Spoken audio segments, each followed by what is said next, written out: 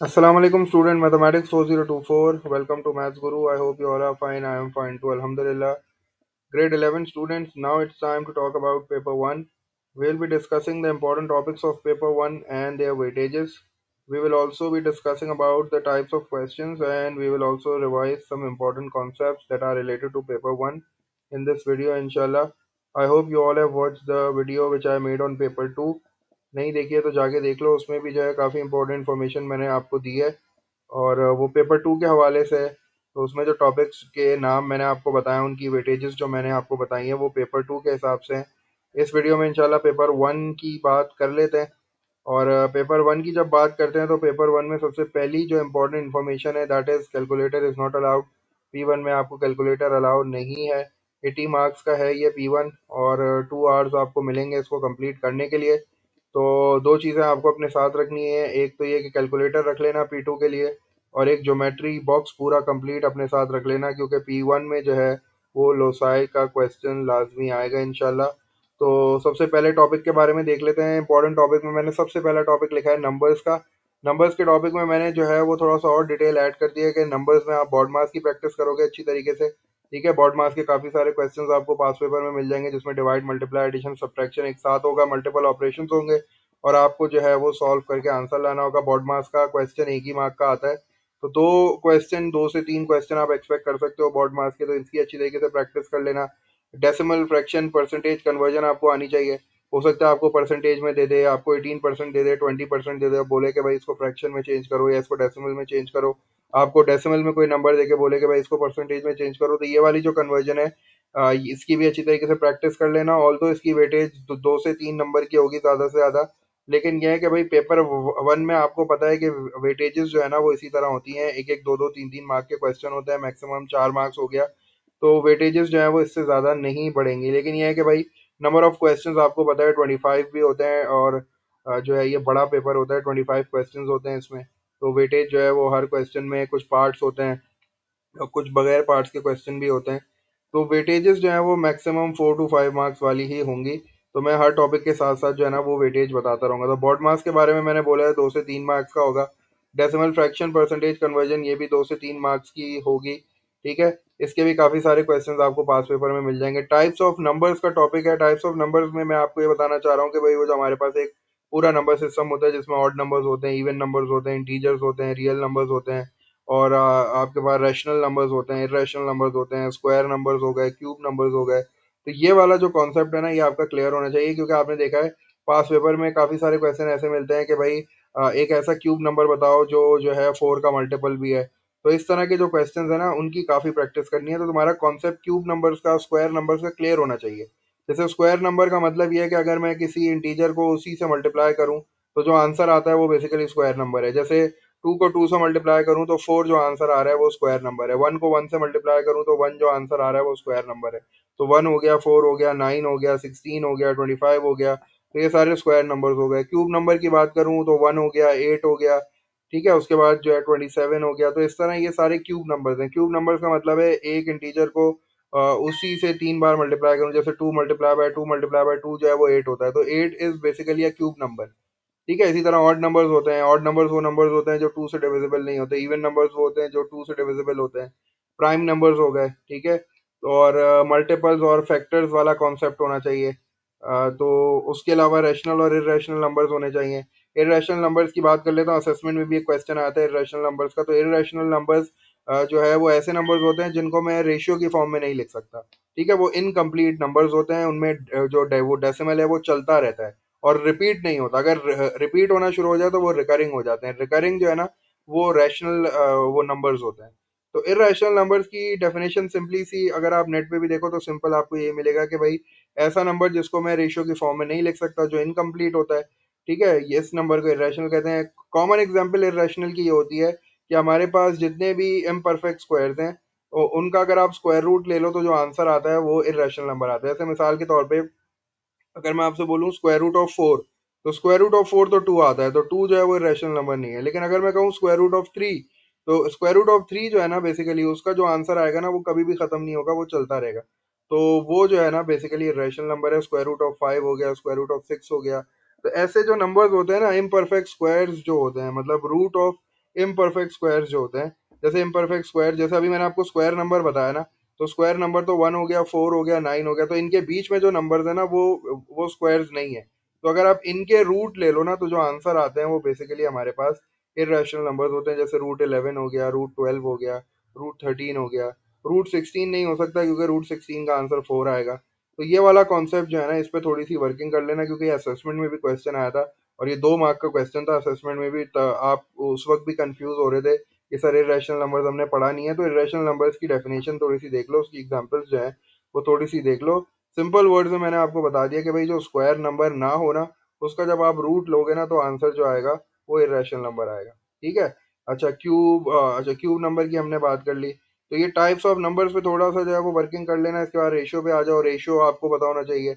Ratio में अगर आपको दो, जैसे बॉयज और गर्ल्स का रेशियो दिया हुआ है और फिर टोटल क्लास आपसे पूछ ली, इस तरह के जो क्वेश्चन वो होते हैं ना, क्वेश्चन वो कर लेना। ज्यादा वेटेजेस के नहीं है ये ज्यादा से ज्यादा 3 3 4 4 नंबर के ही होंगे। सिग्निफिकेंट फिगर वाला क्वेश्चन कर लेना, राउंड ऑफ करना है इसको अप टू 2 सिग्निफिकेंट फिगर्स, तो देख लेना ये सिग्निफिकेंट फिगर्स क्या होते हैं।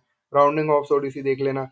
तो अगर ये नंबर्स की बात करो ना एज अ होल, अगर नंबर का पूरा क्वेश्चन की मैं बात करूँ ना, तो ये 10 to 15 मार्क्स का है पूरा क्वेश्चन। तो 80 में से आपके अगर 10 to 15 मार्क्स का एक टॉपिक बन रहा है, तो मतलब उसकी कोई अहमियत तो है। नेक्स्ट टॉपिक हमारे पास इंडाइसिस और स्टैंडर्ड फॉर्म है। इंडाइसिस और स्टैंडर्ड फॉर्म पे जो P1 में लाजमी आता है, आपको पता है। ग्रेड 9 की भी बात करूं, ग्रेड 10 की भी बात करूं, 11 की, तो P1 में इंडाइसिस और स्टैंडर्ड फॉर्म के बगैर P1 बनता नहीं है।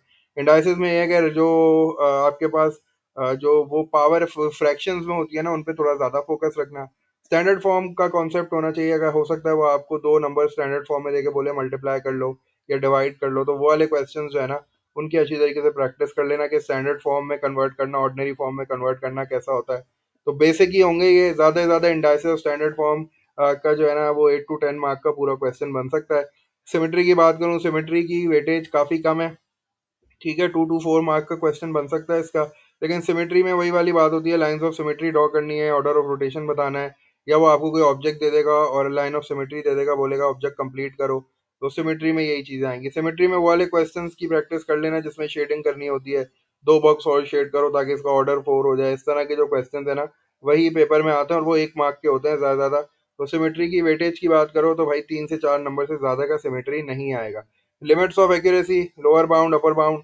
ठीक है, लोअर बाउंड और अपर बाउंड का जैसे मैंने यहाँ फॉर्मूला भी लिख दिया है कि अपर बाउंड जो है उसमें हम एरर और वैल्यू ऐड कर देते हैं। जो हमारी ओरिजिनल वैल्यू क्वेश्चन में वो होती है गिवन, उसमें हम एरर ऐड कर देते हैं। और लोअर बाउंड के लिए हम अपनी वैल्यू जो ओरिजिनल क्वेश्चन में गिवन होती है उससे हम एरर को सब्ट्रैक्ट कर देते हैं। अपर बाउंड लोअर बाउंड निकालने के लिए आपको एक्यूरेसी चाहिए होती है। एक्यूरेसी जो है वो सवाल में मेंशन होती है।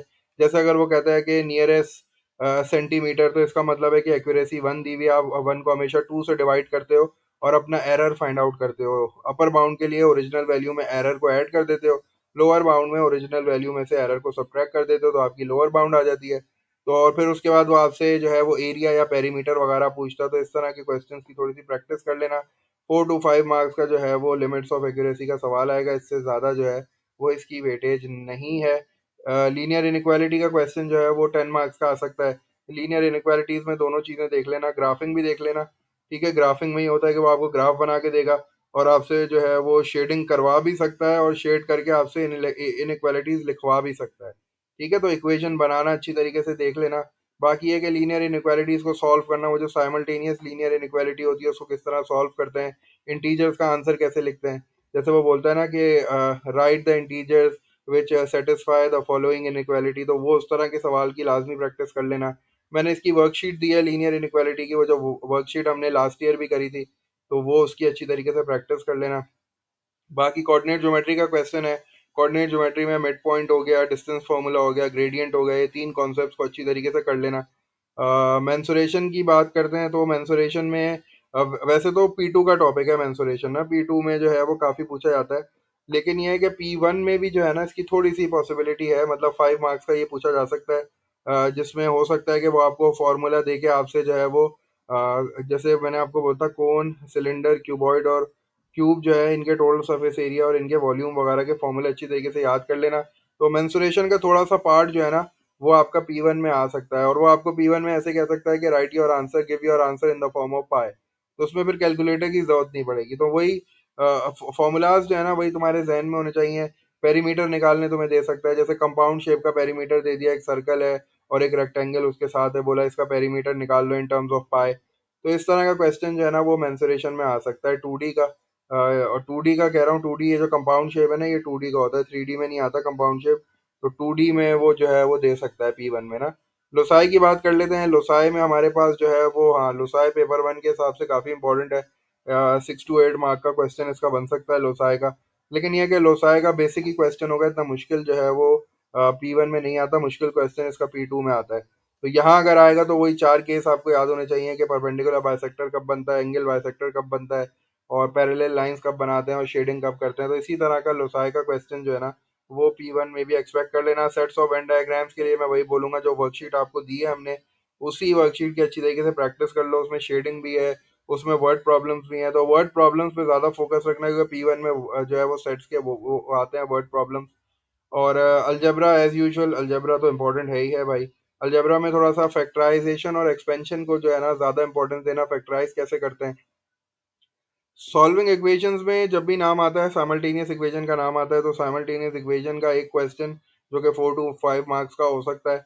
और इसके अलावा क्वाड्रेटिक इक्वेशन को सॉल्व करने का भी एक क्वेश्चन आ सकता है। तो इनकी वेटेज जो है ना 10 to 12 मार्क्स की हो सकती है ज़्यादा। अलजेब्रा की वेटेज की बात करो तो अलजेब्रा जो है ना वो 4 to 8 मार्क्स का होगा। सेट्स और वेन डायग्राम 5 to 6 मार्क्स का होगा। लोसाए मैंने बता दिया 6 to 8 मार्क्स का। तो ये इनकी वेटेजेस है, मतलब समझ लो 6 to 8, 6 to 8, 4 to 6 इस तरह की वेटेज चल रही है। तो सॉल्विंग इक्वेशंस में आप दोनों काम करोगे, साइमल्टेनियस इक्वेशंस भी करोगे, और आप क्वाड्रेटिक को जो है ना वो फैक्टराइजेशन से सॉल्व करना सीखोगे, क्योंकि इसमें क्वाड्रेटिक फॉर्मूला नहीं आता, वो P2 का क्वेश्चन है। तो अगर क्वाड्रेटिक आपको देगा ना इक्वेशन तो वो फैक्टराइजेशन के थ्रू सॉल्व हो जाएगी। फैक्टराइजेशन का मतलब है middle term breaking method apply किया, उसके दो फैक्टर्स बनाए ब्रैकेट वाले, और फिर बारी बारी दोनों को इक्वल टू जीरो करके एक्स की वैल्यू निकाल ली। तो वो वाले मेथड की बात कर रहा हूँ। सर्कल प्रॉपर्टीज मेरे ख्याल से 4 to 6 मार्क्स सर्कल प्रॉपर्टीज के भी जो है वो रख लेना। सर्कल प्रॉपर्टी तो आपको पता ही है, वो तो P1 में आती ही आती है। बाकी लास्ट टॉपिक मैंने यहाँ वेक्टर्स लिखा है, ठीक है। वेक्टर्स जो है मैंने आपको बताया था भाई बहुत इंपॉर्टेंट टॉपिक है, क्योंकि ये P1 में भी है P2 में भी है, ठीक है ना। और मैंने बताया था कि 10 से 12 नंबर का P1 में भी है, 10 से 12 नंबर का P2 में भी है, तो इसकी सबसे ज़्यादा वेटेज हो गई है।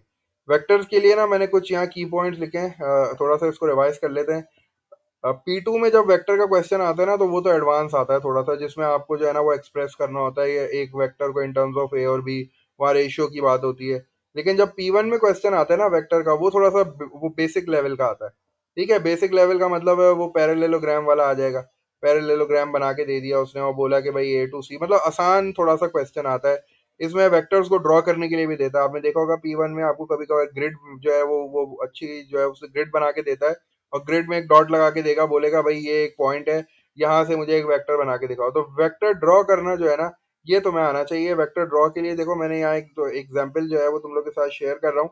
इस एग्जाम्पल में मैंने जो है वो ए और बी जो है वो दो पॉइंट्स बनाया, और मैंने एक वेक्टर बनाया जो ए से बी जा रहा है, ठीक है। एरो से पता चल रहा है कि ए मेरे स्टार्टिंग पॉइंट है और बी मेरा एंडिंग पॉइंट है, तो ये ए से बी जा रहा है, ठीक है। अब वो तुम्हें ये बोलेगा कि भाई ए बी जो है ना, फर्ज करो ए बी, उसने कहा कि भाई ए बी की वैल्यू जो है ना वो स्मॉल ए और बी है। तो मुझे बताओ ए की क्या वैल्यू और बी की क्या वैल्यू, उसको देख के वेक्टर को। तो ए आपको पता है कि ए बेसिकली एक्स एक्सिस की वो बताता है मूवमेंट। तो चूंकि अब आप यहाँ देखो, आप ए से बी गए हो ना, तो इसका मतलब है 1, ये एक बॉक्स, ये दूसरा box, this is the third box, ये फोर्थ बॉक्स हो गया, और आपका फिफ्थ बॉक्स हो गया। इसका मतलब है कि भाई मैं 5 आगे गया हूँ, तो ए की वैल्यू 5 हो गई। और अब मैं, ये जो बी वैल्यू है ये बेसिकली वाई की वैल्यू बताता है ना कि आप कितना ऊपर या नीचे गए हो। तो मैं यहाँ से ऊपर गया हूँ, तो यहाँ से ये 1 बॉक्स, ये 2 बॉक्स, ये 3 बॉक्स, ये 4 बॉक्स, और ये 5। तो इसका मतलब है कि बी की वैल्यू भी 5 आ गई ना। तो ये इस तरह के क्वेश्चन जो है ना वो आपको P1 में मिलते हैं, जिसमें आपको वो वेक्टर ड्रॉ करने के लिए देता है। वो वेक्टर ड्रॉ करके देगा, फिर आपको रीडिंग फाइंड आउट करने के लिए देगा। तो ये वाला जो कॉन्सेप्ट है ना, फॉरवर्ड और ऊपर जाना, आप फर्ज करो कि वो अब मुझे एक वो दे दे पॉइंट इस तरह, जैसे मैंने यहाँ सी पॉइंट बना दिया, और वो मुझे कह रहा है कि भाई सी डी एक वो है वेक्टर, जो कि ना कॉलम वेक्टर की फॉर्म में दिया हुआ है 1 और 2, अब ये ड्रॉ करके दिखाओ। तो अब चूंकि ये सी है तो डी जाहिर सी बात है कहीं इधर कहीं होगा ऊपर, तो मैं इसको ड्रॉ कैसे करूंगा, एक्स की वैल्यू आगे है, इसका मतलब एक बॉक्स आगे जाऊंगा और 2 बॉक्स ऊपर जाके ये पॉइंट मार्क कर दूंगा। इसका मतलब है कि ये वाला वेक्टर है जो कि मुझे ड्रॉ करना है। तुमने जो है वो इस तरह वेक्टर बना दिया, इधर यहाँ तुमने डी लिख दिया और यहाँ एरो बना दिया। तो ये इस तरह की चीजें जो है ना ये पेपर 1 में पूछी जाती हैं, ये ग्रिड में जो है ना आपको ड्रॉ करने के लिए आती हैं। इसके अलावा वेक्टर एडिशन हो गया, वो एक वेक्टर आपको देगा और फिर एक दूसरा वेक्टर देगा, जैसे फॉर एग्जाम्पल एक एक्स दे दिया, एक वाई दे दिया, और बोला एक्स प्लस वाई निकाल के दिखाओ, एक्स माइनस वाई निकाल के दिखाओ, एक्स प्लस टू वाई निकाल के दिखाओ। तो ये वाली जो चीजें होती हैं, अब एक्स प्लस टू वाई, इसका मतलब है कि एक्स लिखा आपने, जो भी एक्स की वैल्यू कॉलम वेक्टर की फॉर्म में, प्लस लिखा। अब टू वाई को टू से मल्टीप्लाई कराओगे, मतलब वाई के जो दोनों एलिमेंट है ऊपर नीचे के, उनको टू से मल्टीप्लाई कराओगे, फिर दोनों को ऐड कर दोगे। वेक्टर्स को ऐड करने का मतलब है कि भाई एक्स एक्स में ऐड होता है, वाई वाई में ऐड होता है। ठीक है, तो ये वाले जो चीजें है ना, बेसिक चीजें जो होती है, मैं ये वो हो गया मैग्नीट्यूड निकालना। एक वो देगा वेक्टर, बोलेगा इसका मैग्नीट्यूड निकाल लो 2 नंबर के लिए, तो मैग्नीट्यूड का formula square root of x square plus y square हो गया। तो ये कॉन्सेप्ट जो है ना, ये अच्छी तरीके से करना है, क्योंकि ये पेपर वन में पूछे जाते हैं। अच्छा, ये मैंने एक और पोजीशन वेक्टर वाला कॉन्सेप्ट लिखा है, पोजीशन वेक्टर का कॉन्सेप्ट भी देख लेना, क्योंकि वो आपको पोजीशन वेक्टर की हिंट जरूर देगा ना सवाल में ना, क्योंकि वो ओरिजिन का वर्ड यूज करेगा, या आपको जो है वो एक वेक्टर दे देगा। जैसे उसने मुझे बोला कि भाई एल एम जो है वो एक वेक्टर है, उसने मुझे बोला एल एम, और उसने मुझे ओ एल की वैल्यू क्वेश्चन में दी हुई है, और कह रहा है कि express O M in terms of A and B. तो अब आपको वो हिंट देगा कि भाई ओ एल तो है, अब ये ओ एम आया, तो ओ एल और ओ एम की फॉर्म में मुझे अपने वेक्टर को ब्रेक करना पड़ेगा, तो वो आपको हिंट जरूर देगा। जब वो हिंट आपको मिलेगी, तो उसके बाद आपको पोजीशन जो वेक्टर वाला कॉन्सेप्ट था उसमें ब्रेक करना पड़ेगा। पोजीशन वेक्टर के कॉन्सेप्ट में यही होता है कि भाई वेक्टर की सब्ट्रैक्शन जो है ना, उसको मैं यूज करता हूँ, क्योंकि हमने जब वेक्टर को सब्ट्रैक्ट किया था, तो हमने देखा था कि यार स्टार्टिंग पॉइंट सेम होना चाहिए। तो यहाँ देखो स्टार्टिंग पॉइंट दोनों का ओरिजिन है, और फिर जब माइनस है, तो इसका मतलब है कि बाद वाली चीज पहले आती है, तो एल पहले आएगा और फिर एम जाएगा। ठीक है, तो ये वाला कॉन्सेप्ट भी होना चाहिए। और इस तरह अगर वो आपको एल एम दे रहा है, तो आप इसको ब्रेक करके ऐसे भी लिख सकते हो, O M minus O L. तो एम बाद में था तो एम पहले आ गया, एल जो था वो पहले था, वो बाद में चला गया। जैसे मैंने आपको बताया था सीडी में, प्रीवियस उसमें मैंने सीडी में आपको बताया था ओडी माइनस ओसी। तो ये वाला जो कॉन्सेप्ट है ना पोजीशन वेक्टर का, इसको थोड़ा सा जो है ना वो प्रैक्टिस कर लेना, क्योंकि वो आपको इस तरह जो है वो छोटे छोटे एक एक नंबर के सवाल दे सकता है, कि एक वेक्टर है, एल एम दे दिया आपको एक वेक्टर, और फिर आपको ओ एल एक वेक्टर दे दिया, बोला ओ एम की वैल्यू निकाल के दिखाओ। तो अब आप बोलोगे यार ओ एम तो है ही नहीं, कैसे निकालूं, फिर आपको याद आएगा अच्छा हाँ, इसको ब्रेक करना पड़ेगा मुझे O M minus O L की फॉर्म में। तो ये थोड़ा सा प्रैक्टिस कर लेना। बाकी वेक्टर्स के तुम उसमें तो प्रैक्टिस करोगे P2 के लिए, तो इसमें भी ये है कि थोड़ा सा बेसिक लेवल पे वेक्टर्स कर लेना। देखो 10 से 12 नंबर का वेक्टर जो है ना, वो P1 में भी एक्सपेक्टेड। अगर वो आपको मैग्नीट्यूड का ही सवाल देता है, तो 3 नंबर का तो मैग्नीट्यूड का ही सवाल हो जाएगा। बाकी अगर ड्रॉ करने दे देगा, तो 2-2 मार्क्स की ड्रॉइंग हो जाएगी। तो बस इस तरह की थोड़ी सी प्रैक्टिस कर लेना। तो that was all about the information which I have, यही इन्फॉर्मेशन थी मेरे पास। तो आई होप तुम लोग के लिए हेल्पफुल होगी इंशाल्लाह। इसके हिसाब से कोई क्वेरी हो, कोई कंफ्यूजन हो, तो लाजमी मुझसे पूछ लेना, और अपनी प्रिपरेशन जो है वो इसी तरह जारी रखो। काफ़ी सारे टॉपिक्स हैं, देखो ये चीज़ तो आपको पता ही है, क्लियर है कि भाई ये मैथ्स में P1 P2 के टॉपिक्स अलग नहीं होते। लेकिन ये है कि थोड़ा सा मैंने कोशिश की है कि भाई P1 और P2 के टॉपिक्स को थोड़ा सा आपके सामने डिटेल में डिस्कस कर लूँ। अब ये टॉपिक्स आपके पास हैं, अब इनकी तैयारी अच्छी तरीके से अगर आप कर लेते हो, तो इंशाल्लाह आपका P1 भी सॉलिड हो जाएगा। और हमारी दुआएं यही है कि अच्छा सा पेपर हो जाए, ताकि तुम लोग का कॉन्फिडेंस लेवल जो है ना वो हाई हो जाए। बाकी इंशाल्लाह आगे चल के फिर तुम लोग को मदद मिलेगी। बाकी कोई मेरे लायक खिदमत हो तो ज़रूर मुझे बताना, दुआओं में याद रखना। अल्टिल देन टेक केयर, अल्लाह हाफिज़।